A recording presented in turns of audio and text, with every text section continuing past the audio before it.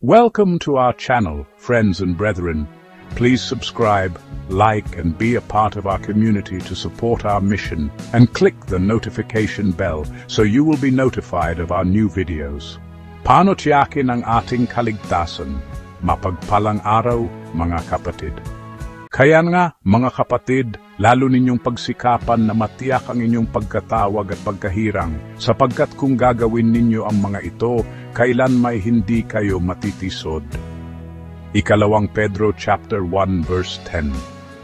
Sa panahon ngayon na ang mundo ay puno ng kalituhan, kasinungalingan at panlilinlang, ang isang bagay na hindi natin kailanman dapat ipagsawalang bahala ay ang ating kaligtasan.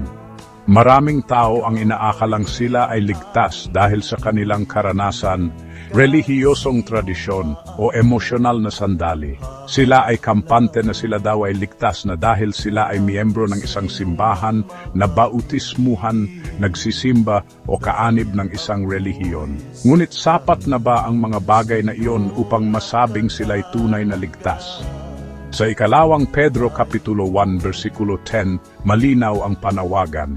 Pagsikapan ninyong matiyak ang inyong pagkatawag at pagkahirang. Hindi dapat hulaan lang ang kaligtasan, dapat siguraduhin, panatilihin at patunayan natin ito. Hindi sinasabi ng Biblia na maging sigurado lamang tayo sa damdamin, kundi tiyakin ito sa pamamagitan ng ebidensya ng pananampalataya, selyo ng Espiritu, pagbabago ng buhay, at pagtitiyaga sa pagsunod sa Diyos. Ang kaligtasan ay hindi nakabatay sa pakiramdam, kundi sa katotohanan ng salita ng Diyos. Kaya ngayon, tatalakayin natin kung paano natin matitiyak na tayo ay may tunay na kaligtasan, hindi lamang para sa kapanatagan ng ating puso, kundi upang tayo'y maging handa sa malapit na pagbabalik ng Panginoon. Sapagkat walang mas mahalaga pa sa buhay na ito kaysa sa katiyakang ikaw ay ligtas, ngayon, bukas, at sa walang hanggan.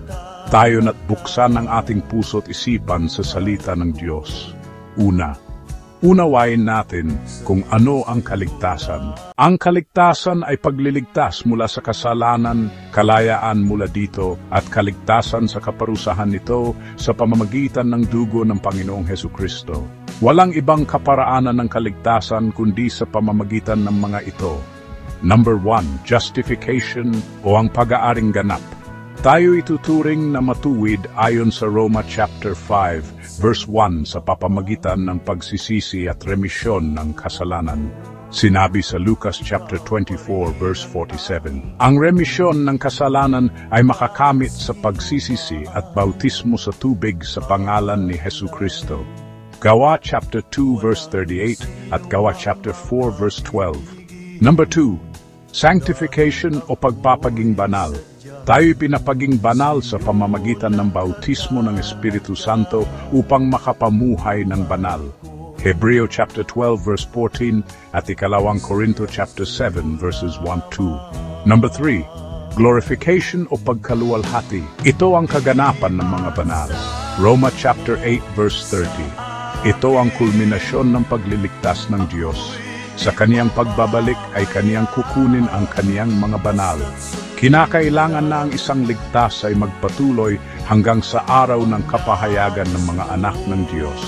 Roma chapter 8 verse 19 at unang Juan chapter 3 verse 2 o ito ang tinatawag na rapture sa unang Thessalonica chapter 4 verses 15-8. Kaya sinabi ng Panginoon, ang sinumang makapagtiis hanggang sa wakas ay maliligtas. Sa makatuwid, ang hindi makapagtiis ay hindi maliligtas. Ikalawa, ang mga maling akala tungkol sa kaligtasan. Nagsisimba naman ako, kaya ligtas na ako. Nakaranas na ako ng spiritual convictions dati. Kristiyano naman ang pamilya ko. Hindi naman ako gumagawa ng mali, kaya ligtas ako. Lahat naman ng relihiyon ay maliligtas.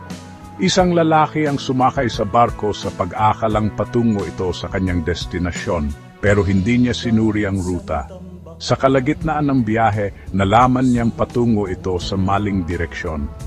Maraming tao ang ganito sa espiritual, akala nila sila ay patungong langit, pero hindi nila sinusuri ang kanilang kalagayan.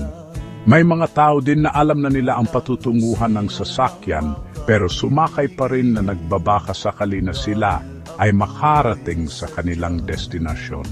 Ikatlo, mga palatandaan ng tunay na kaligtasan. 1. May pananampalataya kay Hesukristo na may kasamang gawa.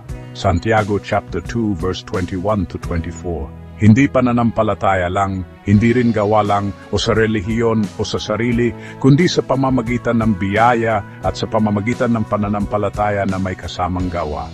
Efeso chapter 2 verses 8 to 9. Sa makatuwid, makikita sa isang ligtas ang pagsunod sa mga utos. Kailangang sumunod sa utos ng pagsisisi, bautismo sa tubig sa pangalan ni Hesukristo at bautismo sa Espiritu Santo.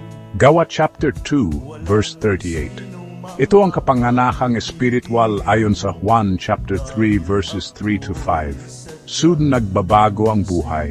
Ayon sa ikalawang Korinto chapter 5, verse 20, kaya't kung ang sinuman ay na kay Kristo, siya ay isang bagong nilalang. Ang pagbabago ng buhay ay totoong magaganap sa panahon na ang Espiritu Santo ay manahan na sa isang mananampalataya. Ito ang tutulong sa kaniya upang makapamuhay ng may kabanalan. 3. Mamuhay sa buhay na nagsisi. Ang tunay na Kristiyano ay hindi perpekto, pero palaging tumatalikod sa kasalanan at nabubuhay ng isang repented na buhay. 4. May bunga ng Espiritu, ayon sa Galatia chapter 5 verses 22 to 23. Ang pag-ibig, kagalakan, kapayapaan at iba pa. Ito ay ang bunga na makikita sa kanya dahil sa kaniyang pagpapatuloy na lumakad sa Espiritu. Galatia chapter 5 verse 16. Ayon sa aklat ng mga gawa, si Cornelio bagamat debutado at mabubuti ang mga gawa, ngunit inutusan pa siya ng Panginoon upang ipasundo si Pedro at ituro sa kaniya ang mga bagay na kulang sa kaniya upang siya ay maligtas. Siya ay nabautismuhan sa tubig at sa Espiritu sa pangalan ng Panginoong Hesukristo. Ika-4, paano tiyakin ang kaligtasan? Una, suriin ang sarili. Sinabi ni Apostol Pablo, siyasatin ninyo ang inyong sarili kung kayo'y nasa pananampalataya. Sinabi din niya sa unang Korinto chapter 10 verse 12, kaya't ang nag-aalang siya'y nakatayo, magingat na baka mabuwal. Kaya palagyang siyasatin ang sarili. Awit chapter 39 verses 20-24. Tanungin mo ang iyong sarili, may ebidensya ba na si Kristo ay nasa aking puso? Magkaroon ng espiritual na journal. Itala ang iyong mga panalangin, pagtutuwid ng Diyos, mga patotoo at paglago. Magpatuloy sa pagsunod. Ang pagsunod ay palatandaan ng isang tunay na alagad. 1 chapter 14 verse 15. Ang pagsunod ay nagpapatunay na ikaw ay ligtas. Ang pagsuway ay magiging dahilan ng kondemnasyon. 5. Patuloy na lumago sa espiritual. 2 Pedro 1 chapter 5-7. Sinabi ni Pedro na idagdag sa pananampalataya ang kabutihan, kaalaman, pagpipigil at iba pa. Lumago sa panalangin, sa pagbabasa ng salita, sa pakikisama sa iglesia, sa paghahati-hati ng tinapay at sa paglilingkod o pagmiministeryo. Magpakalalim at manatili sa salita ng Diyos sa pamamagitan ng patuloy na pag-aaral nito. Isang binhi ang itinanim. Kung ito'y hindi sumibol o mamunga, may problema. Gayon din sa espiritual, ang tunay na kaligtasan ay magbubunga ng tunay na paglago. Manatili sa pakikisama o fellowship, sinabi sa Hebreo chapter 10 verse 25, huwag pabayaan ang pagdalo sa mga pagtitipon. Mahalaga ang pananagutan at pagpapalakasan sa isa't isa. Magtiis hanggang wakas. Mateo 24 verse 13, ang magtitiis hanggang wakas ay siyang maliligtas. Ang tunay na kaligtasan ay nananatili at nagpapatuloy kahit sa gitna ng pagsubok. Ang 5 mangmang na dalaga, bagamat mukhang kahalintulad ng matatalino, pero kulang sila sa langis, simbolo ng Espiritu Santo, kaya hindi sila nakapasok sa piging ni Kristo. Si Demas sa 2 Timoteo chapter 4 verse 10, na dating kamanggagawa ni Pablo, pero iniwan ang pananampalataya dahil sa mundo. Huwag isugal ang iyong kaluluwa, ang buhay ay sandali lamang para isugal sa walang hanggan. Gawin mong tiyak ang iyong kaligtasan sa pamamagitan ng 1. Buong pagtitiwala kay Kristo. pagsusuri ng sarili. 3. Patuloy na pagsunod at paglago, pananatili sa biyaya at pananampalataya. Isipin mong nakatayo ka sa harap ng langit at dinanong ka, bakit ka dapat papasukin? Kung ang sagot mo ay bukod sa dahil ako'y sumampalataya at sumunod sa lahat ng utos ng Panginoong Hesus, kailangan mong muling suriin ang inyong kalagayan. Manalangin tayo. Panginoon, maraming salamat po sa inyong salita na nagtuturo sa amin kung paano tiyakin ang aming kaligtasan. Salamat sa inyong biyaya kami ay naligtas. Tulungan mo kaming laging magsiyasat ng aming puso, mamuhay sa pagsunod at lumago sa pananampalataya. Linisin mo kami araw-araw at punuin ng inyong espiritu. Huwag mong hayaang kami ay malinlang ng mundo ng aming sariling damdamin at pangunawa, kundi mamuhay kaming may katiyakan at kagalakan sa inyong presensya. Ingatan mo kami hanggang sa inyong muling pagbabalik. Sa pangalan ni Jesus, ito ang aming dalangin. Amen. Thank you for watching. Dahil ako'y sadyang